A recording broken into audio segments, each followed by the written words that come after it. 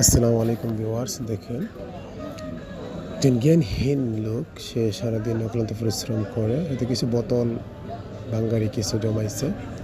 দেখেন ছেলেগুলো তার সাথে কীরকম আচরণটা করতেছে, আসলে এটা করা ঠিক হয় নাই। সে একজন মানুষ, হয়তো তার জ্ঞান নেই, তার সাথে কিন্তু আসলে এটা করা ঠিক হয় নাই।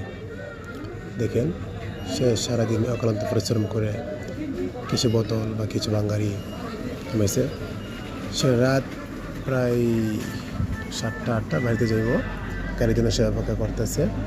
তাই আসলে সে মালগুলো নিয়ে চলে যায়। দেখেন ছেলেরা তার সাথে কেরকম আচরণ করে। হ্যাঁ, বস্তাগুলো নিয়ে এদিক ওদিক চড়তেছে। দেখেন একটা বস্তা নিয়ে যাবো ওইদিকে, আরেকটা ছেলে একটা বস্তা নিয়ে যাবো ওইদিকে।